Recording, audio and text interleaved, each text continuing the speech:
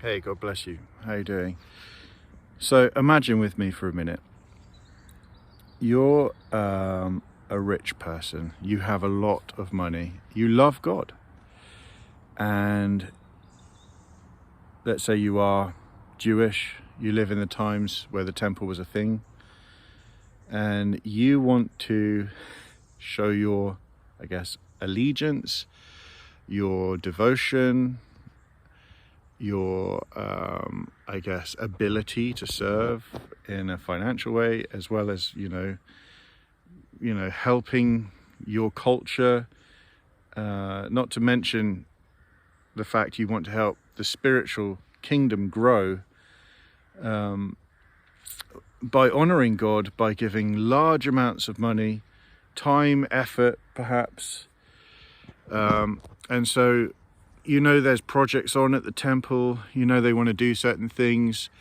Maybe it's evangelistically, maybe it's to do with the building of the place, maybe it's to pay the priests or the musicians, whatever it might be, right? To show some sort of acknowledgement that God is in control, that you appreciate and love him, and that this abundance that you have may well come from him, and that you want to give it back somehow. And so to do that, let's say you put, I don't know, £2 million or dollars, whatever, into the treasury that day. And you're feeling pretty good about yourself. You think God's going to be happy with that. I mean, that's a lot of money. We can do a lot with that. Now, imagine you did that. And on that same day, the Lord Jesus Christ is walking around the temple, and there's a lowly woman, someone who clearly has nothing. She's a widow. Maybe her husband's been dead for years. She hasn't been able to marry again. She's got no kids. All she's got is, the state welfare, pension, whatever. And even that, is very hard to live on. No family around. But she also loves God, and she also wants to give something. Now, I know you know the story. This is the widow's mite. So a mite was the smallest coin in the currency of the day. Much smaller than a shekel, I expect. And that particular lady, probably without anybody noticing, put the mite in the temple treasury, where your 2 million just went. And the Lord Jesus Christ, from afar, I guess, or, just mentioned to his disciples, he knew her heart, he knew what she gave, he knew the struggles that she had. And he said about her that she gave more than anybody else. I mean, ouch. That mite wouldn't have even covered a cup of coffee, probably. Yet, he was saying she gave more. Why? Why is that? Well, it's a spiritual principle, I would say. And that's why it's devastating. Because it doesn't actually matter, really, how much you have. What actually matters is, out of what you have, what are you giving? Right? No one wants to hear this message. I'm expecting lots of dislikes. But it's true. That's the fundamental spiritual lesson that you can take from this devastating thing that Jesus said. Because you can give 2 million out of your abundance and it not even touch your billion. Right? Or you can give a mite, which is like a tenth of what you have for the whole week. And that is like a brutal sacrifice that you're willing to make on God's behalf, because you are devoted and you want to show allegiance. And it's not really going to do anything, but the heart of giving, the heart of sacrifice, the heart of love, true love, not this warm fuzzy feeling about you feeling good about yourself because you just helped someone with 2 million, but you know, the gritty hardness of having to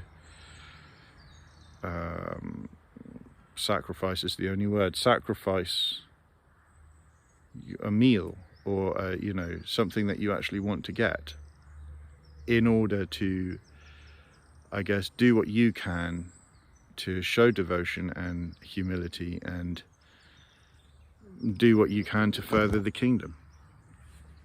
Those with 10 cities will hopefully get 10 cities, right?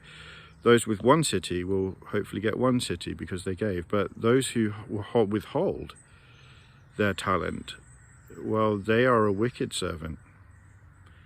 And that's a problem. It doesn't matter really how much you have.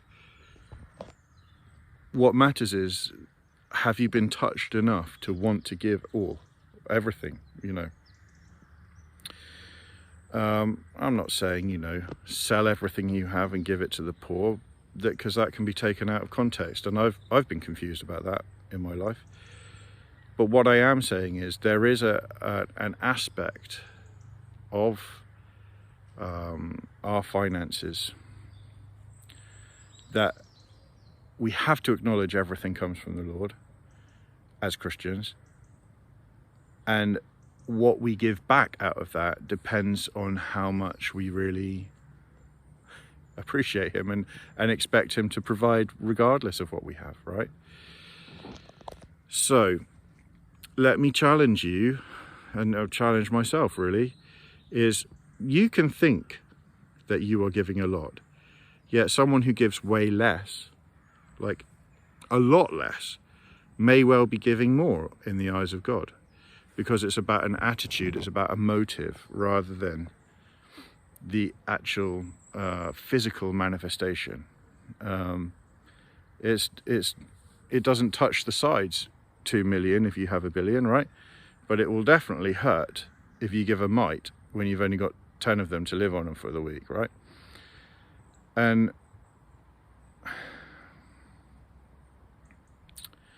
a lot of people, Christians, talk about tithing being like an evil thing. It's an Old Testament thing. You shouldn't do it as a Christian. That kind of attitude, right? Listen, for me at least, and I've talked about it a lot, but 10% is the very least you should be giving the landlord of this establishment. You know, you pay your duty to your landlord if you rent, right? You have to pay your bills, you have to pay your taxes. You're paying your duty to the landlords of the world, if you like.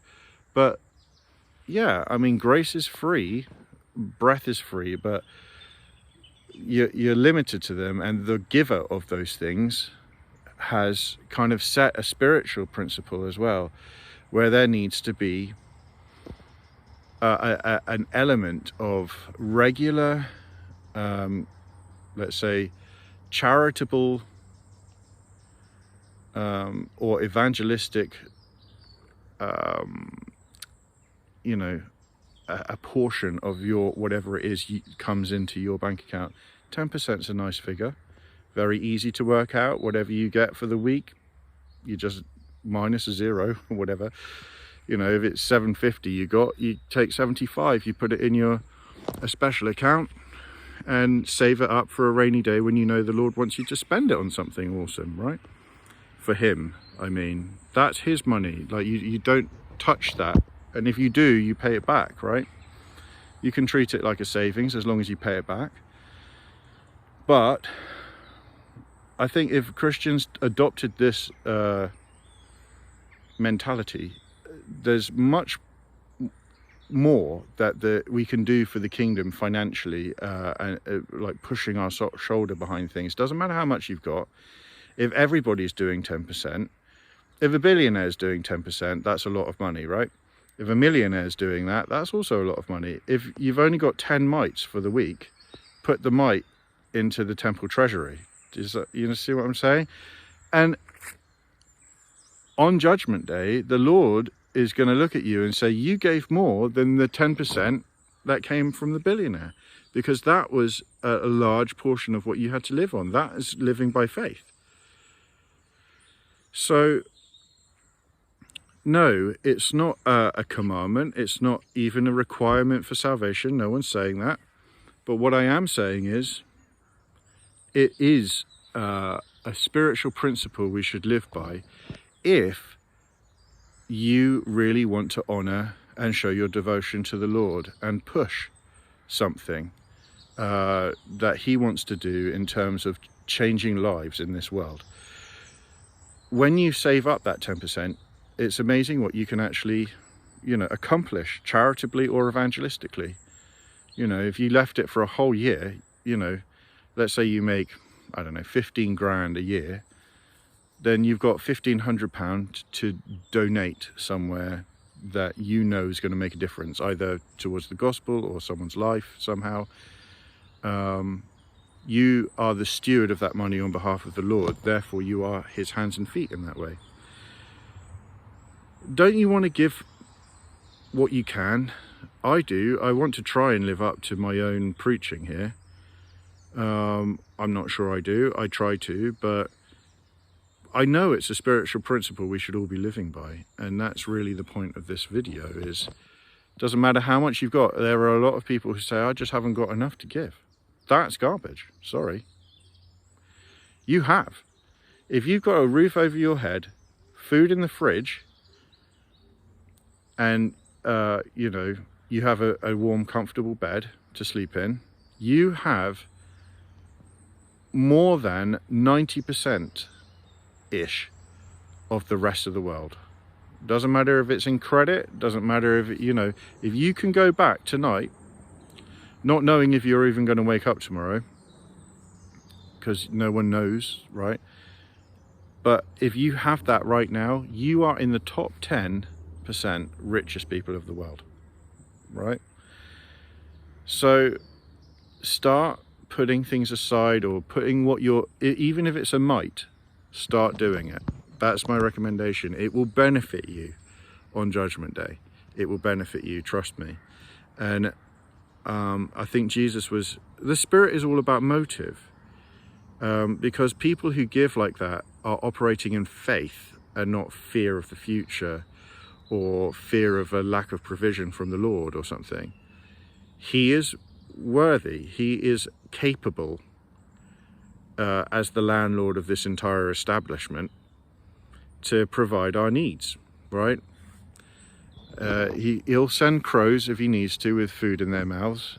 He'll literally put manna falling from the sky, quail, whatever else. Why do we have so little faith? Why? So here we go. That's the point of the story. She gave more than anybody else that day. And that's brutal, because if you gave a lot that day, let's say there were a lot of people there on that Sabbath donating large portions of money out of their opulent abundance, right? But even though it's still valuable and you can still do a lot with it, Jesus was making the point that those who have little and then give a lot out of that are doing way more, spiritually speaking, because if that person comes into a lot of money, they will still have that same heart. They will still want to sacrifice, that it hurts, because there's an element of that sacrifice that's devotional. So hopefully I articulated that in a way that doesn't make people feel condemned or something, but more like, I want to challenge everybody, because I'm not seeing personally, not just in the group around me, just in the church generally, that people are giving out of their, giving a sacrificial amount out of their abundance. And even if they don't have a lot, I don't see people giving that much. And I'm talking to myself as well. I do try. We do tithe in the way that I've explained. I don't give it to a church necessarily. I listen and wait for the Lord to tell me what to do with it, or inspire me. If there's a guy I see walking around town without shoes on, for example, I have the money there. Hey man, I'll buy you some shoes, come on, let's go. Or a meal or whatever. The money's there, it's not mine. And that can speak into someone's lives. You say, I'm a Christian, Jesus gave this to you, you know? It's not me, it's not my charity, it's coming from the Lord. I love the fact that the King James translates agape a lot as charity. So if you go and read 1 Corinthians 13 again, with that mindset, that literally, you know, charity is equivalent to love in the godly way, then I think it will transform the way that you deal with your own finances and your relationship with the Lord according to that. We need to be operating out of faith, devotion, grace for others in awkward situations, looking out for opportunities to be charitable in a way that's hopefully going to be effective. And, you know, whatever's left, if you can put it behind an evangelistic move that you know is powerful, that people are going to appreciate in the long run because they'll get converted, you know, then that's also useful. Have a very blessed day, and may the Lord help us to be more charitable. Teach me love, Lord. I know I'm not a hopeless case. Have a beautiful day.